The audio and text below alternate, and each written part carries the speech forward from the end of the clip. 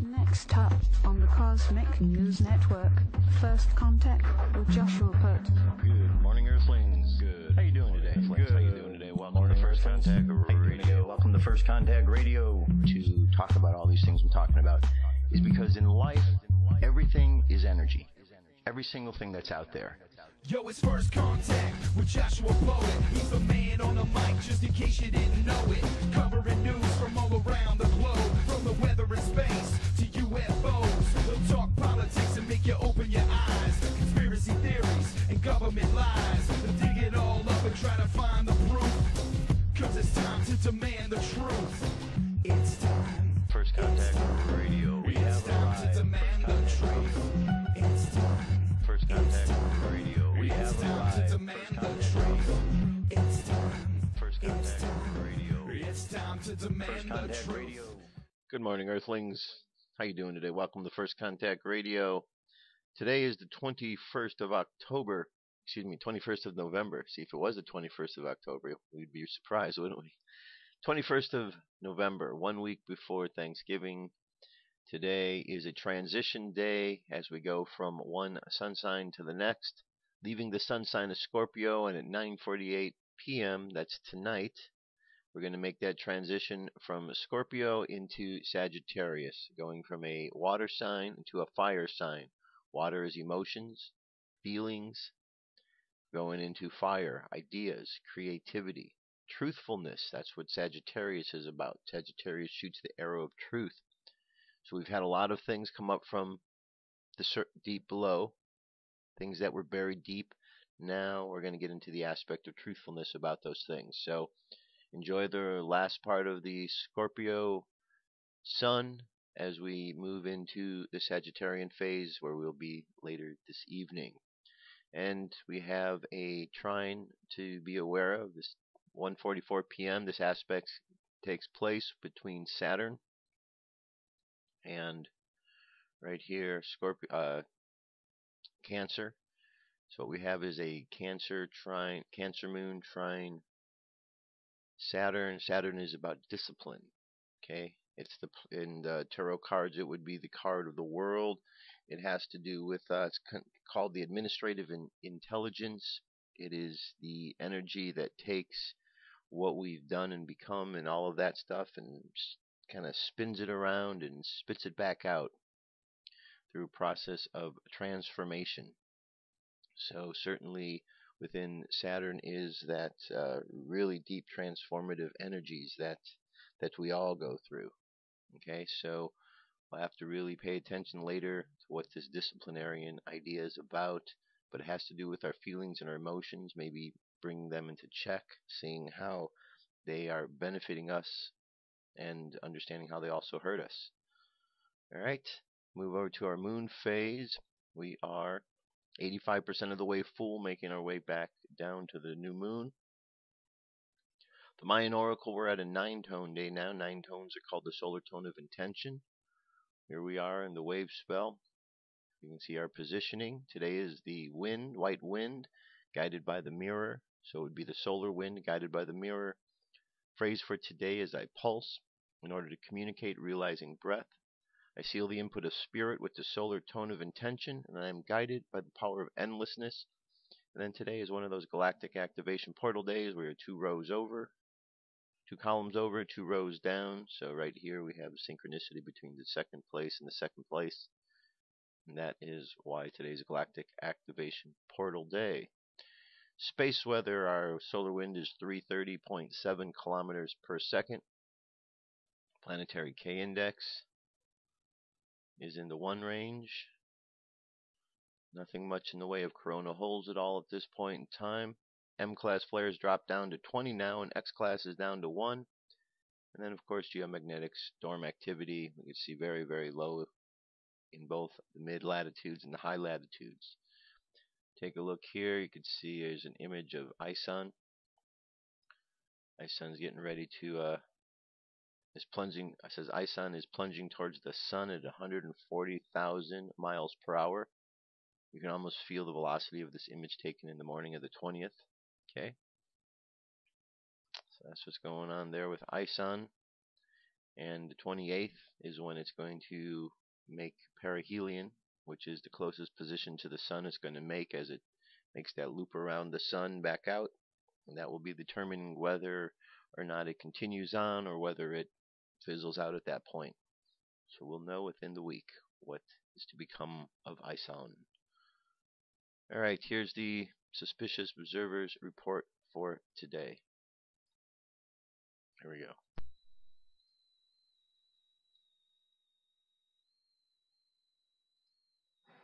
Good morning, folks. We've got Stellarium pulled up here. You can get it at stellarium.org. Well, this is last night, so let me send Venus on her way, speed up the clock through the night. Moon, Jupiter, and Orion in a cluster. Then as we approach morning, we see Mars now well separated from the main attraction down at the horizon. Folks, as fast as it came, it appears ISON visibility is about over until post-perihelion. She's so close, blazing so fast, and the sun now pollutes visibility in the morning, nearly worldwide. Tomorrow we'll begin leaning on the solar observing fleet for shots of ISON. Very interesting here. A new mission to measure all the sun's energy coming at Earth, not just ultraviolet irradiance. Remember, this is one of my harshest criticisms against flawed solar forcing models. The NOAA program originates out of the University of Colorado, LASP, and for those really up on your game, you know who's running it. That's right. One of the many internationally recognized experts quoted for the solar shutdown during climate number 3. Many thought it was simply a review video, but where we've had Maunder data and statements about the correlations and how weak the last minimum was, so far it was just us and our daily observations calling the solar magnetic shutdown and potential mini ice age. But now the best and most respected scientists on Earth see and communicate what you've been watching here every day. If you haven't seen climate number 3, it's the game changer among those videos. Gotta watch. Very interesting article here, going back and reviewing the Viking experiments. It appears Mars' environment may not preserve organic compounds very well, and therefore a lot of evidence might have been missed in our analysis. Something you'll catch more of in the Starwater series, best proof yet of galactic jets at the center of our Milky Way. There is a volcano way south in Japan. It's just created a new island. Here are the pictures coming in from across the Pacific. Every red dot here is a confirmed tornado from last week. They aren't done counting, but it's already shattered the November outbreak record. Looking to India, we see Cyclone Helen cresting the coastline of the subcontinent now. Same area was hit hard back in October, where a mass evac saved thousands of lives. Coming away from Helen to the southwest and looking at a portion of Africa that cannot stop getting hit with hailstorms. That makes 3 major ones for this area this month. Also, the areas I pointed out in South America as being under potential flood threat the last few days have seen it come to fruition. Widespread, moderate to high risk zones. By the way, they had to raise the satellite up to avoid debris in orbit. They are in the clear now. Solar flaring looked like it was going to be coming back, but indeed tailed off.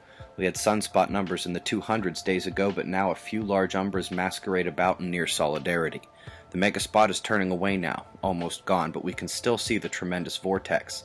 Beta meshing returned to the magneto and Dopplergrams. Beautiful. Space weather is calming. Density, speed, and plasma temp all going down, along with the KP index readings. Electrons show calm conditions.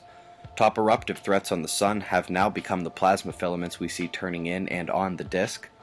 Without space weather, we look to coronal holes, which are showing moderate power this morning, more down south, but which is moderately blocked by the larger umbral and coronal fields.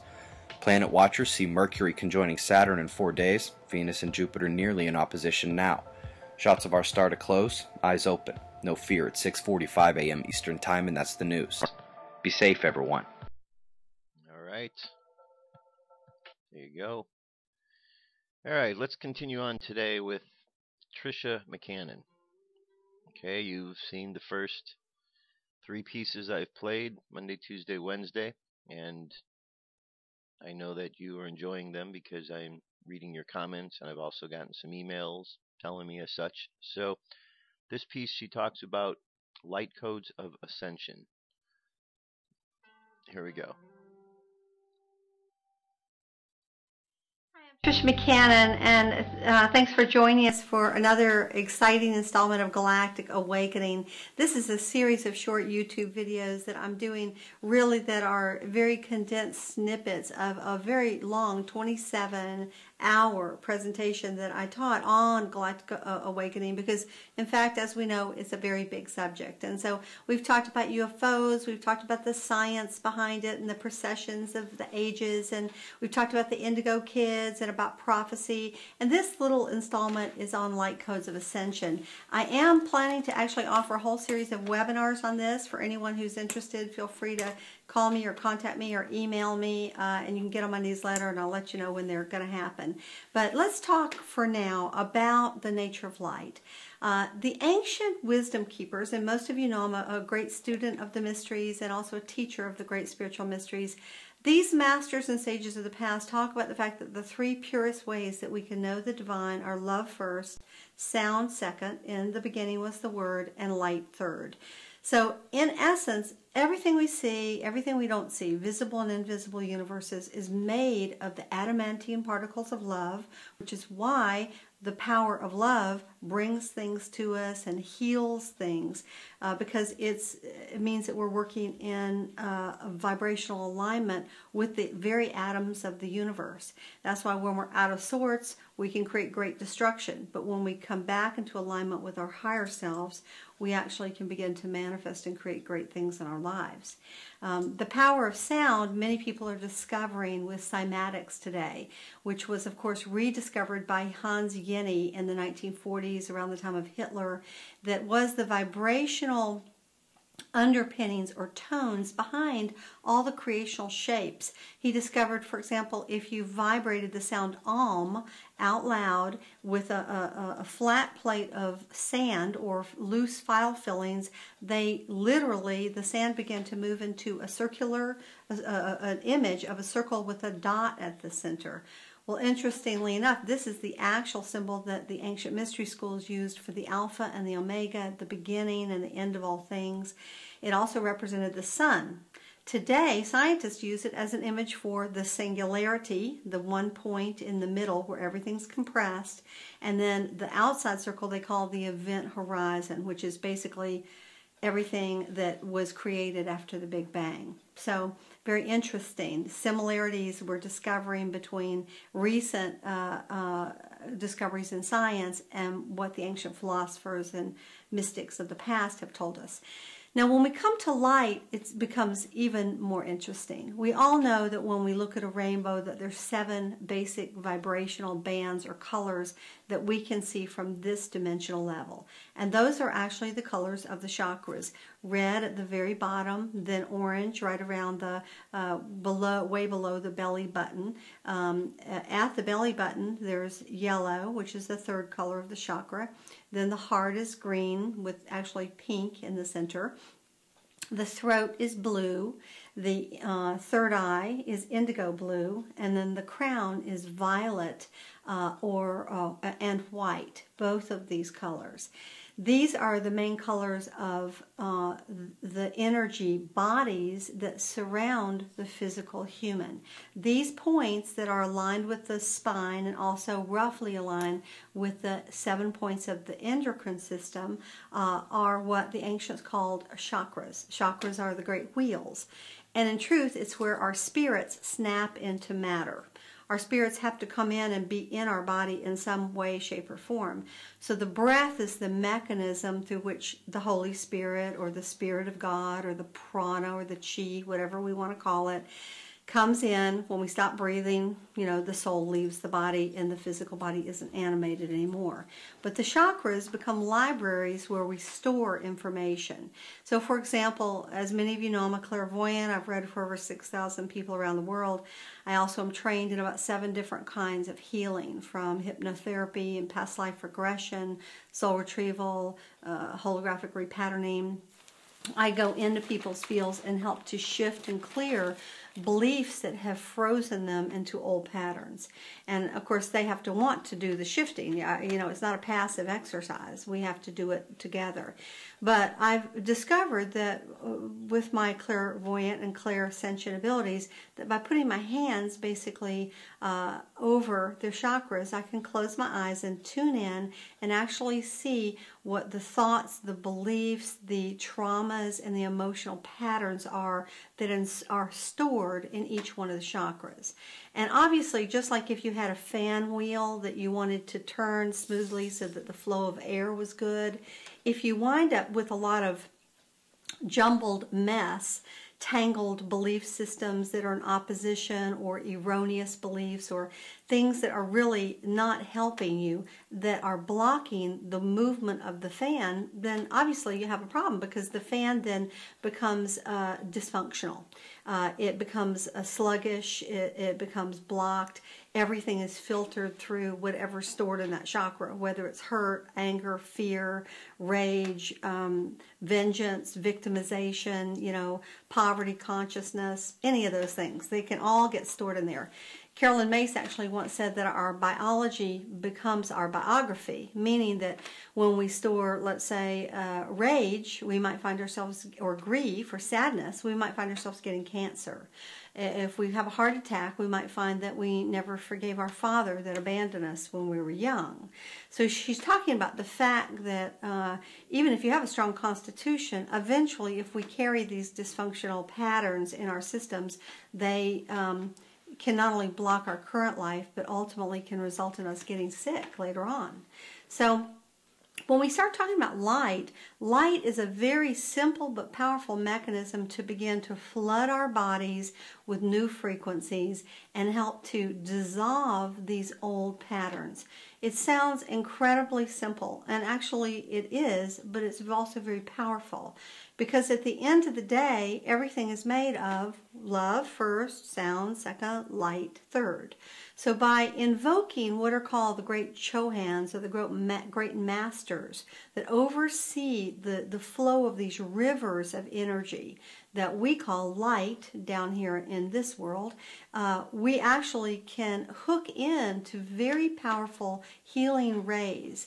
Each one of these rays has a different function. For example, the red and the orange ray is literally like a fire that can come in and cut through old belief systems and begin to literally dissolve them, just like a purifying fire would.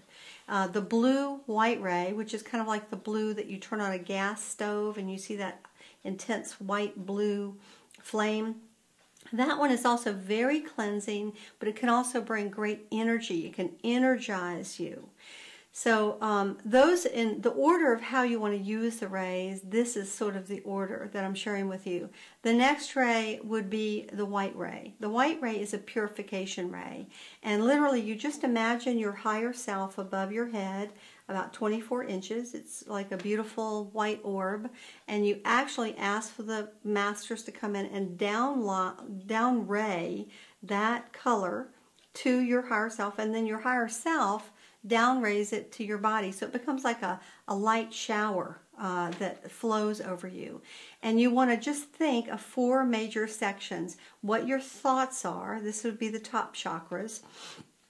So you down ray the color into the top chakras to clear out all negative thoughts, negative thinking, all of that. You down ray it into your throat chakra, because this is your creative expression, what you say in the world. I'm not enough, I'll never succeed, I'm poor, he doesn't love me, everyone always leaves me, whatever the story is. We want to clear out the negative speech that continues to make you manifest this negativity. Then you down ray it into your heart. Now this is your relationship life. This is how are you with every other person. Are you angry? Are you hurt? Have you forgiven them? Are you still mad at them? Whether it's your mother, your father, your lover, your wife, your children, this is your relationship section. And then finally, the lowest section is right down there in the first, second, and third chakras. This is your emotional area that has to do with how you feel about yourself. Are you in power? Are you using your power wisely and well? Do you have low self-esteem? Do you have negative self-talk? what is it? So you want to really take a light shower with each one of these energies coming down one by one. The red orange is first. It's a cleansing, purifying ray to clean away the old.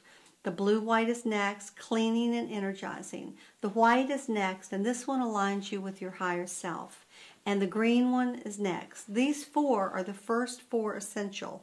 The green is a healing ray that's connected with Osiris and the Christ, and it comes down and you'll literally feel it balance both sides of your thinking, both sides of your speech, both sides of your heart, and both sides of your emotional body.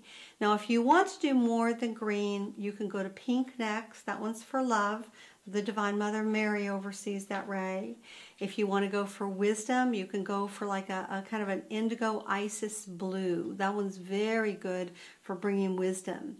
And you can also finish with the violet flame of Saint Germain, which he oversees the ray of the masters. And that one is a great ray. So this is sort of the order: red, blue, white, white, green. Those four are essential. Do them every day. It takes you 5 minutes to do them once you get into the habit of it. And you'll find that what will happen is you'll feel lighter. And then you might find that your issues start to come up. If your issues come up, keep doing the exercise because the issues have come up to be cleared. They will start clearing, and they'll clear within a matter of a few days if you stay on target. Very, very important. So this is just a little teeny preview of the light codes of Ascension. If you'd like to know more about this amazing series, by all means check us out on our website, and we hope to see you for the webinar series. In the meantime, God bless. All right, very nice.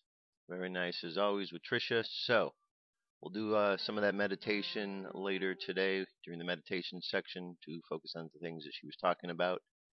In the meantime, UFO News is up next.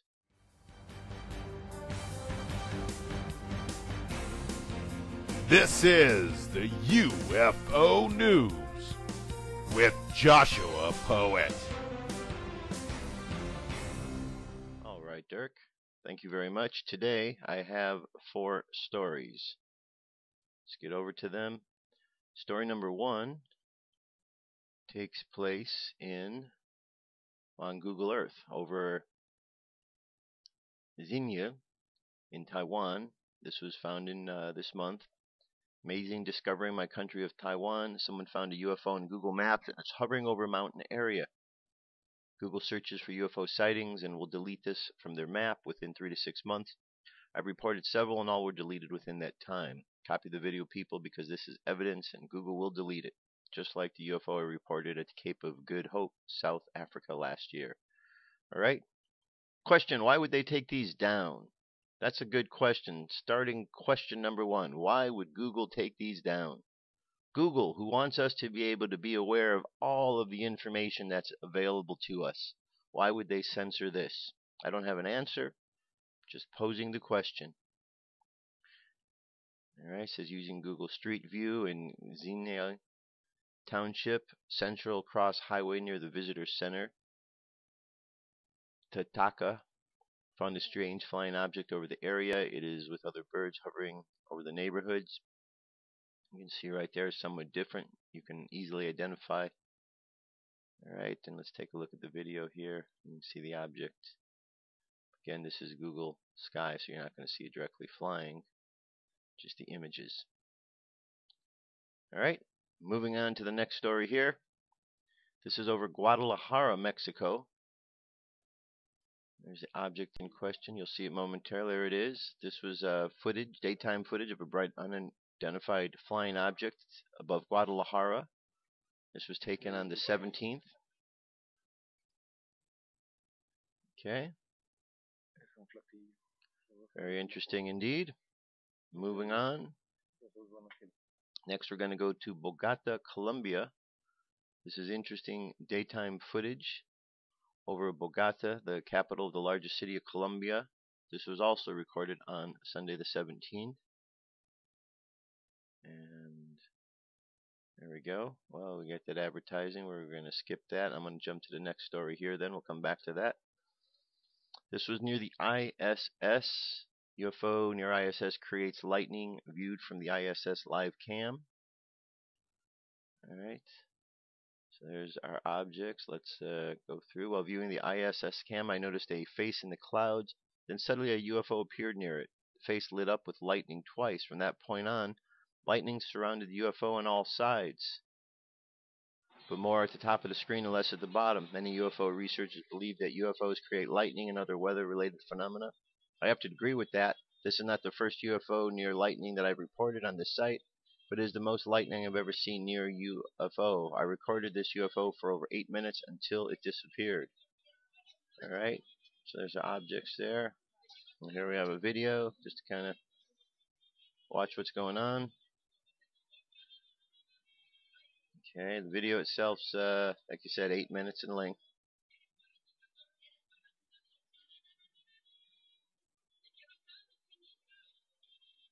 Jump ahead here. There we go. There's our object in question. See it right in this area here.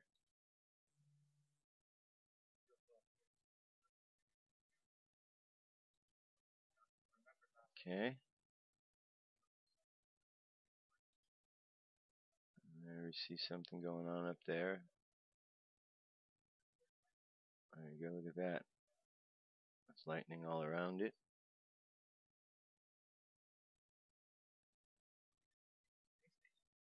Okay. So this was the International Space Station camera, and this was taking this lightning all around this UFO here. Alright, and let's go back to our sighting over here. This was the sighting over Colombia. Okay, we're looking at the UFO. Same one right there. It's not two of them. Okay. You can see what's going on there. Alright, so lots of sightings all over the place. And that is our UFO news. Stay tuned. I'll be back with more information. Here we go.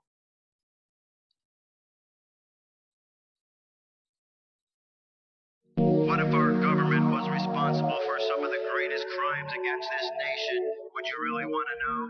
These are big questions, but these questions deserve answers. It's time to demand the truth. People should not be afraid when they get phone calls. 9/11 was an inside job. Kennedy was killed by the CIA. Jimmy Carter saw UFO. Answers to secrets you need to know. So wake up, wake up, wake up, wake up. Wake up, wake up, wake up. Wake up, wake up, wake up, wake up. Wake up, wake up, wake up. Alright. Continuing on. Hear that? Kennedy was killed by the CIA. We'll talk a little bit about that tomorrow. Yesterday I saw on the news how Obama was out putting the wreath on John F. Kennedy's grave yesterday.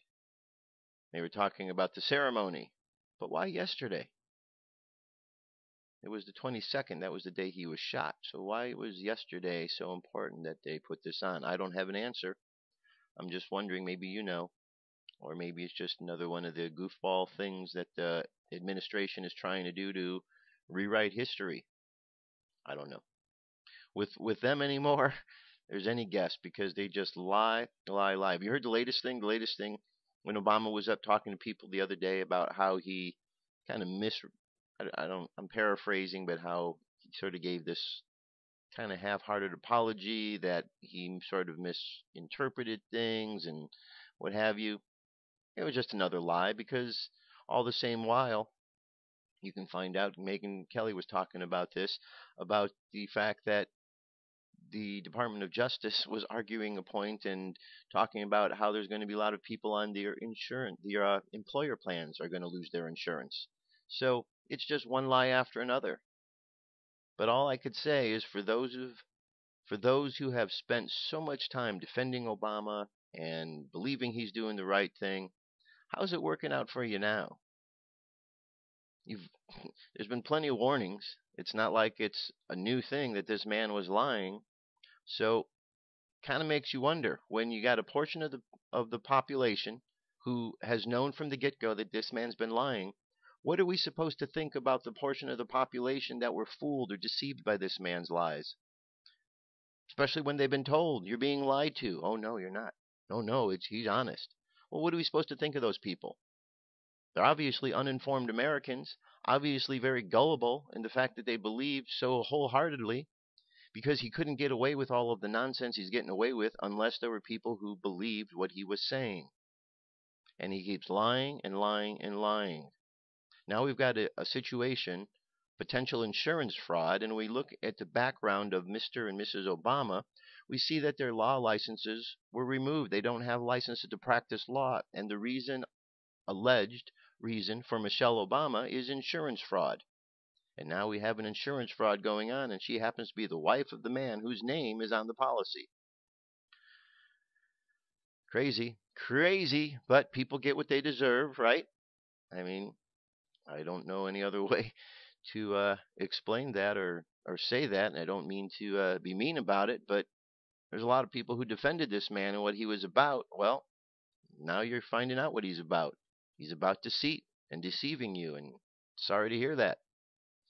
Here is an article from Air Force Times. This has to do with the firing of the majors. It says fired majors plan to sue for reinstatement. A group of former Air Force majors forced out this summer by a non-continuation board plans to file a lawsuit claiming the service had no right to separate them simply to meet end-strength numbers set by Congress. More than 10 of the 157 dismissed majors are banding together to challenge the move in court. That's sad. More than 10 out of 157. That's not even 10%. So less than 10% of the majors are banding together that were dismissed, are banding together to challenge the court. Well, the other 90%, I guess, choose to what? Cower in fear over Obama? I don't know. But it says 10 of the 157 are banding together to challenge the move in court, seeking either reinstatement or early retirement. All 157 had been passed over for promotion and were within 6 years of retirement. Air Force officials responded to a request for comment by repeating what they said in July. The Air Force coordinated closely with the DoD in accordance with instruction when they made the decision to release the majors. The majors have obtained pro bono legal counsel from lawyers at the Chapman University Institute of Military Personnel, Veterans, Human Rights, and International Law in Orange, California. The lawyers say that the Air Force was out of line firing the majors because the language in the Defense Department instruction regarding officer promotions says that majors who are twice passed over for promotion shall normally be continued to retirement. No derogatory records, and the normally language is qualified by only one thing: derogatory information in your records, whether it's bad marks, a DUI, something bad, says Josh Flynn. Okay, so there you go. So 10% of those fired really care, and the other 90%, I don't know what they're doing out there, but maybe that's the problem. Maybe that's the problem. We have these military officials that don't seem to care. I don't know. Makes no sense. All right, U.S. General, let's make Obama resign. A retired Army general is calling for the forced resignations of President Obama, other administration officials, and the leadership of Congress for the direction they're taking the nation. The list of grievances including the systematic political purge of hundreds of senior military officers in the U.S. military. Retired Major General Paul E.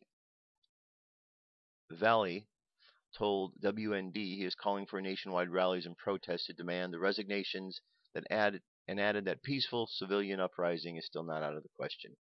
In his capacity as the chairman of the organization Stand Up America, Valley issued what he termed a national call to action to force the resignation of Obama, Vice President Joe Biden, Senate Majority Leader Harry Reid, Senate Majority Leader Mitch McConnell, Speaker of the House John Boehner, and House Majority Leader Nancy Pelosi.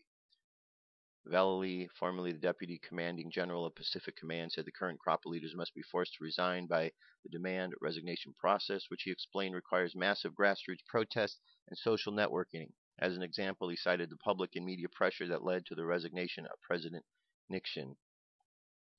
All right, well, We'll see where that goes. We'll see where that goes. I mean, when you got 157 military officials which are forced to resign, and only 10 of those 157 actually are standing up to do something about it, apparently we have a military that doesn't care. That's less than 10%. 10% of those who were forced to resign are speaking up, and the other, again. Now, remember the Obama book? He said he wrote Dreams from his Father. Well, here now we're finding out that Obama didn't write that book. I know, it's a shock. He lied about something else, or he misled. Okay, he forgot he didn't write it. I don't know what he's going to say about this. Terrorist Bill Ayers reveals he's the author of Dreams from My Father. Says, Bill Ayers reportedly reveals that he's the author of Dreams from My Father in his latest book. Flashback to 2011. Author Jack Cashill documented his thesis in Deconstructing Obama. He explains that Obama does not possess the understanding or the skills to author Dreams from My Father. However, the book writing style is remarkably similar to other works from Bill Ayers. Jack Cahill offers a full and fascinating discussion on the topic at the C-SPAN video length. Well, you can watch the video and you could read it, because it's just another point where the guy's lying to us. Obama's lying again. Let's go back to the Antichrist. What's a name for the Antichrist? Prince of Lies.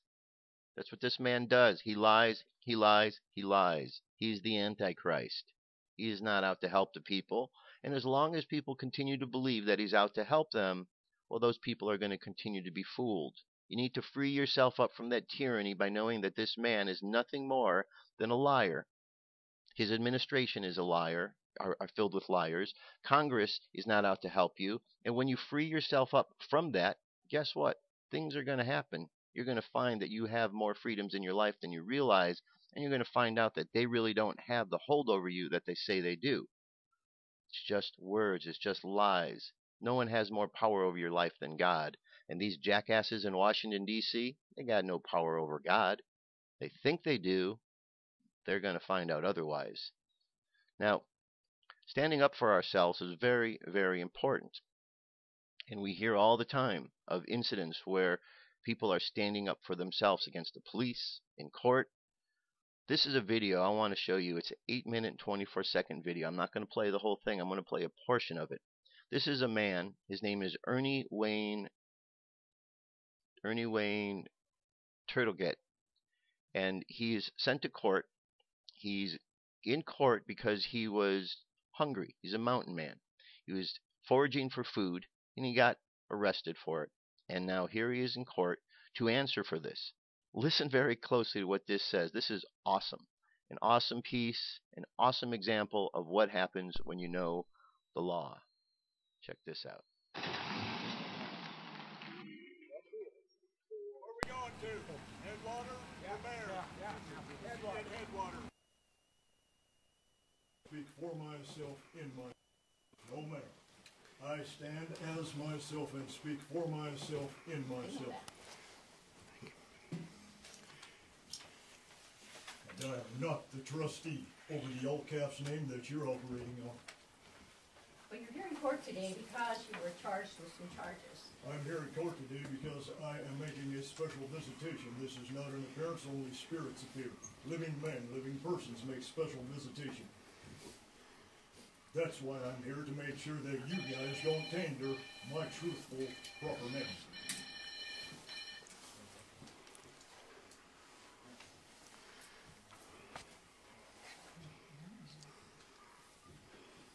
Do you still live at 28 Flying Eagle in Manhattan?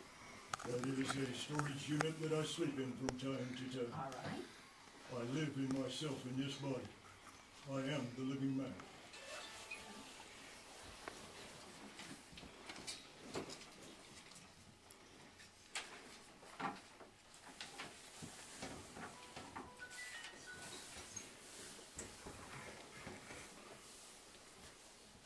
Mr. Tertelgte, you were here. You were seen by Mr. Cutts on 9/3/13, and you asked, at that time he appointed you a public defender, Did you apply for the public defender?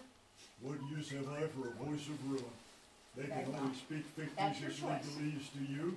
I speak natural living man's English to you. It's called common English. That's the only thing that I work in. That's fine. There will be no legalese used here.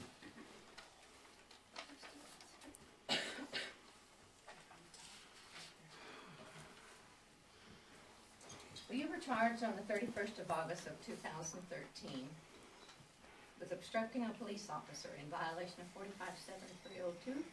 You were also charged on the same date with resisting arrest in violation of 457301 of the Montana Code. Those men were charged by me right back by staging an overthrow of the Constitution of 1789, an overthrow of the Bill of Rights, an overthrow of my rights to forage for food as a natural living person who was in hunger.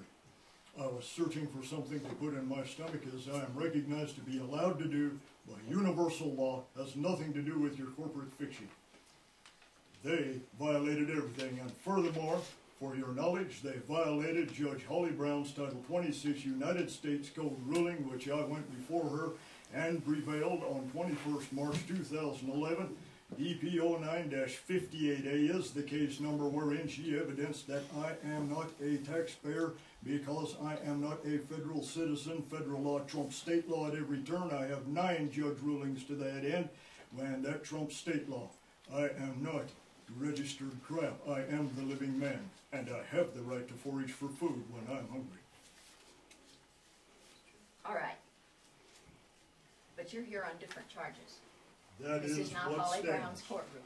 Ma'am, you can argue this all day long. You're operating on corporate fiction. I'm telling you, you're here on some charges which were filed in 3 forks. I do not Number understand one. those charges. Number one, you keep interrupting me, and I'm going to charge you with contempt, and you'll go to All jail. contempt of court is spelled C-O-double-N. I know about conning. That's navigation. Sir, Contempt is the storm. I said, be Don't quiet touch me. until I get Don't through touch me. reading this You to ain't a you. god. Don't Officer? you touch me. I am the living man protected by universal law. You keep stand talking, down. and you're going to be charged with contempt, and you're going to go to jail. You have already contempted this place. No, I told by you the I fraud would if you're you trying didn't to quit get done talking. here. These are the living witnesses to what you're trying to do. Very You good. are trying to create a fictitious, fraudulent action. You are trying to bilk the Federal Reserve by Sir? securitizing in all caps commercialized name Sir? and Would you notifying remove them him from the that courtroom? Officer. they are standing in debt now. If you touch me, you will violate natural law. Do not come near me. I am Then protected shush, by the land. shush. Do not tell me to shut up. I am am- the living natural man, and my voice will be heard. That is the Jolly Roger. That thing you call the American flag with the gold fringe around it is the Jolly Roger, and you are acting as one of its privateers. Okay, you're here on the charge of arrest. I'm resisting here by a arrest. special visitation. Right. And you're I've here never let on you get away with obstructing this. a You bet police I'm here. officer. To each charge, could be up to a $500 fine, up to 6 months in jail. I do not understand any charges. I only understand universal law and the right to live. Well, you To pled live at not peace guilty. and to live as I need to. You pled not guilty in this. I know. All right, I'm going to leave the rest for you to watch. But what ends up happening here is that the judge leaves the courtroom because she doesn't know anymore how to deal with this. And the moment she leaves the courtroom, she's abandoned her position, and that's it. Case over. They leave. Watch this whole thing. It's pretty awesome. When a person understands their rights and stands up for them, what can happen? It's very confusing to the people who are in positions of power, like the judges, because they are so used to enforcing these corporate laws. They've become so adept and used to having these different regulations and laws and judgments over people that they've forgotten that people are actually more important than the corporations. And so it's good that they're reminded in these things. More and more people need to stand up in this regard. And when they do, it makes a big difference. Big, big difference. All right? Moving on. Here is an article. This comes from the Mail Online. Could this be the biggest find since the Dead Sea Scrolls? 70 metal books found in a cave in Jordan could change our view of biblical history. For scholars of faith and history, it is a measured trove too precious for price. This ancient collection of 70 tiny books, their lead pages bound with wire, could unlock some of the secrets of the earliest days of Christianity. Academics are divided as to the authenticity, but say if verified could prove as pivotal as the discovery of the Dead Sea Scrolls in 1947.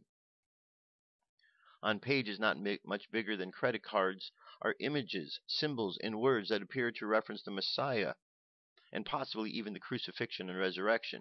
Adding to the intrigue, many of the books are sealed, prompting academics to speculate they are actually a lost collection of codices mentioned in the Bible's book of Revelation. The books were discovered 5 years ago in a cave in a remote part of Jordan, to which Christian refugees are known to have fled after the fall of Jerusalem in 70 AD. Important documents from the same period have previously been found there. Initial metallurgical tests indicate that some of the books could date from the 1st century AD. Okay, very interesting. This estimate is based on form of corrosion which has taken place, which experts believe could be impossible to achieve artificially. If dating is verified, the books could be among the earliest Christian documents predating the writings of St. Paul. This prospect that they could contain contemporary accounts of the final years of Jesus' life has excited scholars, although their enthusiasm is tempered by the fact that experts have previously been fooled by sophisticated fakes. David Elkington, a British scholar of ancient religious history and archaeology, said one of the few to have examined his book says this could be a major discovery of Christian history. It is a breathtaking thought that we have held these objects that might have been held by the early saints of the church, he said. But the mysteries between their ancient pages are not the book's only riddle. Today, their whereabouts are also something of a mystery. After the discovery by the Jordanian Bedouin, the hoard was subsequently acquired by an Israeli Bedouin who is said to have illegally smuggled them across the border into Israel, where they remain. However, the Jordanian government is now working at the highest levels to repatriate and safeguard the collection. Philip Davies, Emeritus Professor of Biblical Studies at Sheffield University, said there was a powerful evidence that the books have a Christian origin in plates cast into the picture of the holy city of Jerusalem. All right. And there's more to the articles you can see here, more pictures. So the link's available. Check it out, firstcontactradio.com. Okay, this brings us to our next story, reincarnation. Reincarnation. You know what reincarnation is? Reincarnation is when we come back after, like we live one life, we pass through the veil of life and death, and then we come back. We're reincarnated as someone else. Well, there's a lot of speculation out there about reincarnation. I certainly understand the process is a real process. There are many, though, who are skeptical about it and don't believe that it has any place in the discussions. Strange that religion feels this way, because even Jesus himself said that if you're ready to believe, John the Baptist is Elijah again. So even Jesus talked about reincarnation. And yet, Christianity, for the most part, wants to deny that. I don't understand why they would discredit those words and try to assign different meanings to them, but a lot of things are kind of weird to understand in these days. So here, this article says, why do we reincarnate? How do our past lives determine what lessons we will learn in the next life? How long do we wait in between lives? Do we know what we will look like? Who helps us decide what life experience we would like to have? Reincarnation is the religious or philosophical concept that the soul or spirit, after biological death, begins a new life in a new body that may be human, animal, or spiritual, depending on the moral quality of the previous life actions. The word reincarnation derives from Latin, literally meaning entering flesh again. There is no word corresponding exactly to the English terms rebirth, metempsychosis, or transmigration, or reincarnation in the transitional languages of Pali and Sanskrit. Lord Vishnu is known for his 10 incarnations. The Deva Dasha avatars, Celtic religion, divine incarnation. Some Christians and Muslims believe he and other prophets may incarnate again. Many Christians, however, believe that Jesus will come again in the second coming at the end of the world, although this is not a reincarnation. The Buddhist concept of reincarnation differs from others in that there is no eternal soul, spirit, or self but only a stream of consciousness that links life with life. Psychiatrist Ian Stevenson from the University of Virginia investigated many reports of young children who claimed to remember a past life. He conducted more than 2,500 cases over a period of 40 years and established 12 books, including 20 cases suggested of reincarnation and where reincarnation and biology intersect. Stevenson methodically documented each child's statements and then identified the deceased person the child identified with and verified the facts of the deceased person's life that matched the child's memory. He also matched birthmarks and birth defects or wounds and scars on the deceased, verified by medical records such as autopsy photographs in reincarnation and biology. The Hindus provide several reasons why the jiva takes on several various physical bodies. Here are 6 of those reasons. 1. To experience the fruits of one's karma. This is the main reason for rebirth.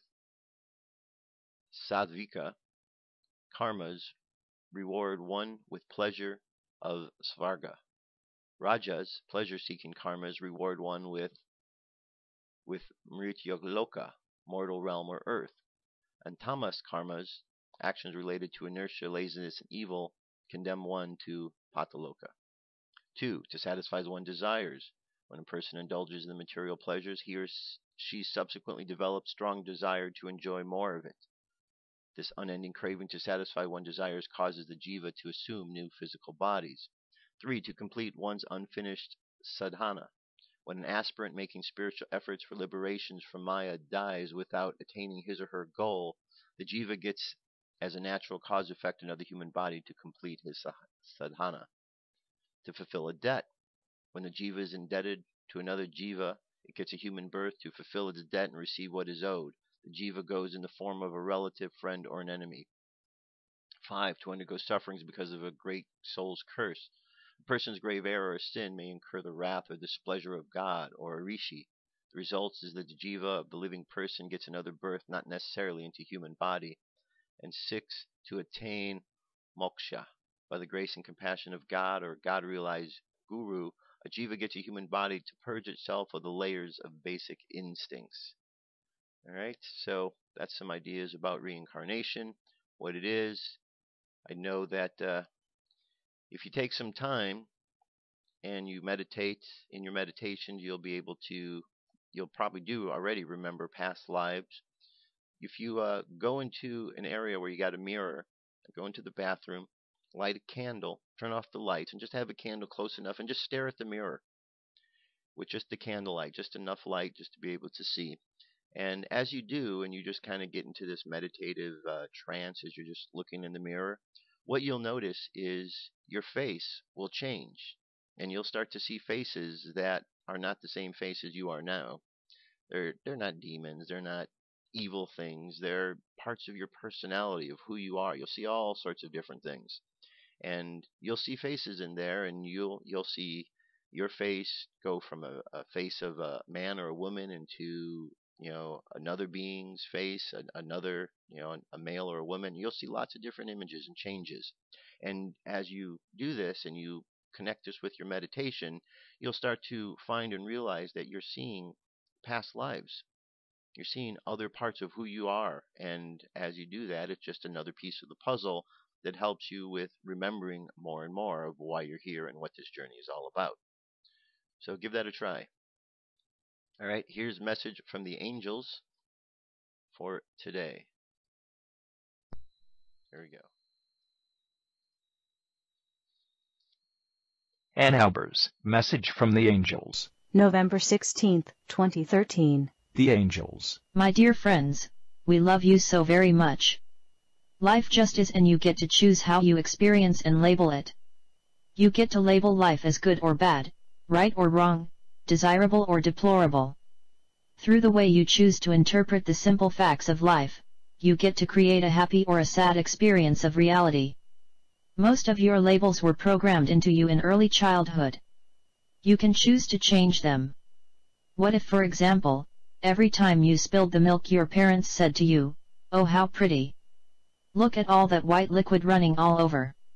I wonder if we can mop it up quickly. Here, let us see who can clean this up faster.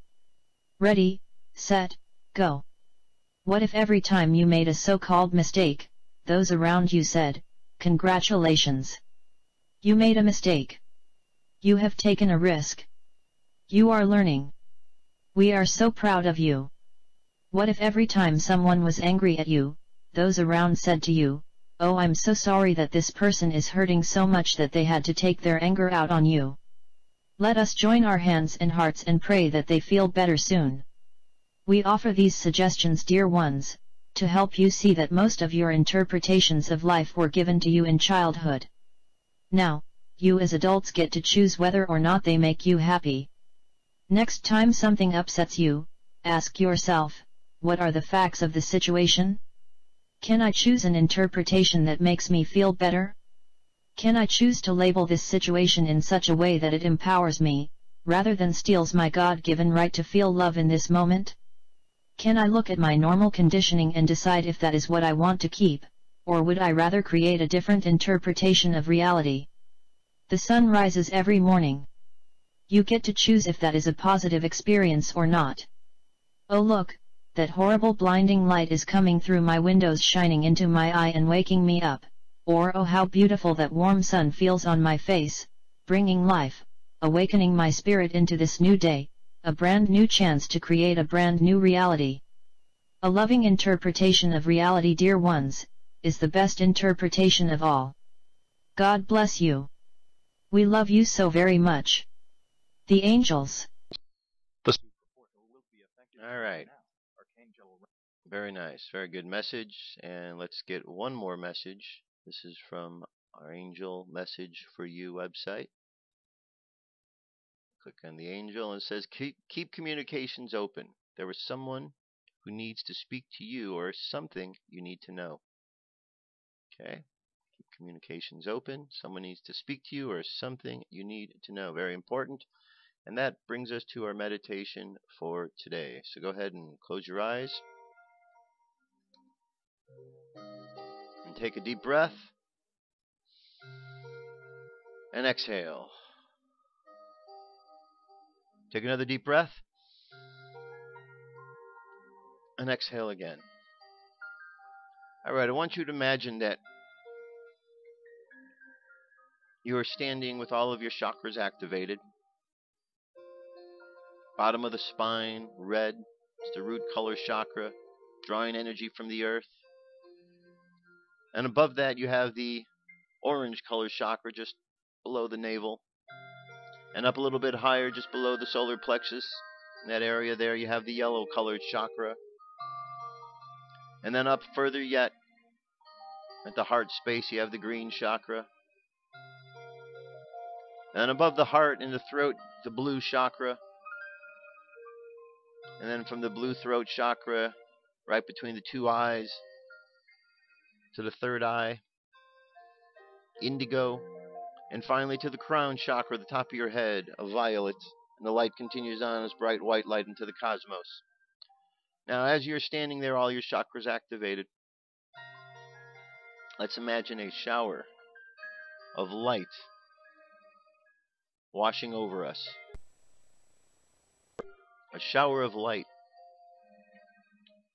So the first light we're going to see is the red-orange ray.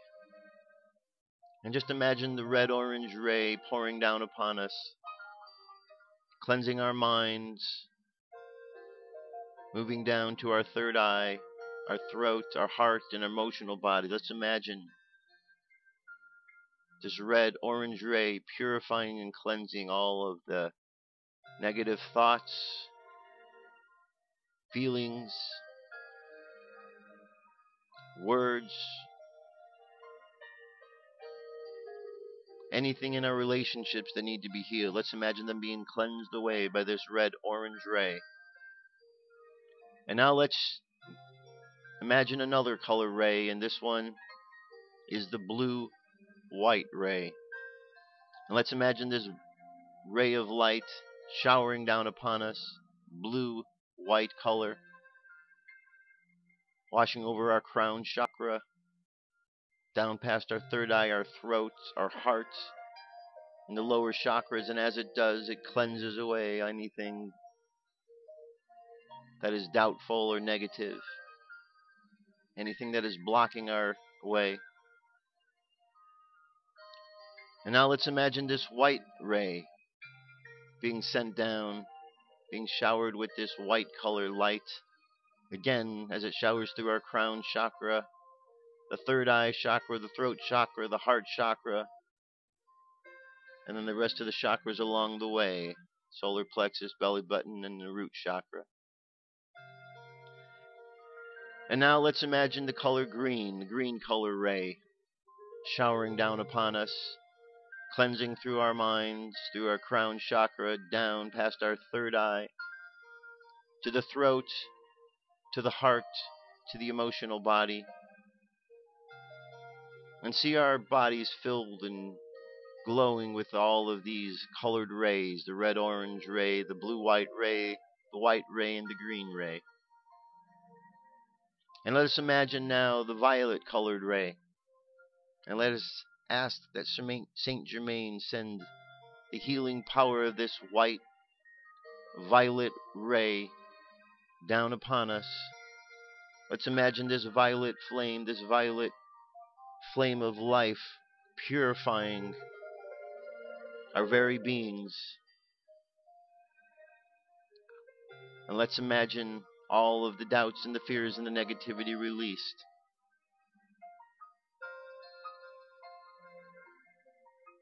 Let's imagine now all of this light and energy purified within our being, glowing brightly.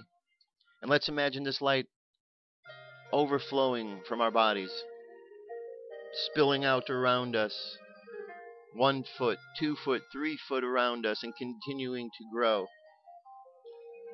Let's imagine this light, this multicolored light, spilling out into the room where you are, into the home where you live, out into the city, the state, the country, across the seas to all the other countries around the world. And let's just imagine this light going and transforming and changing life for the better. Let's throw love into the mix and just imagine sending love to everyone around the planet right now.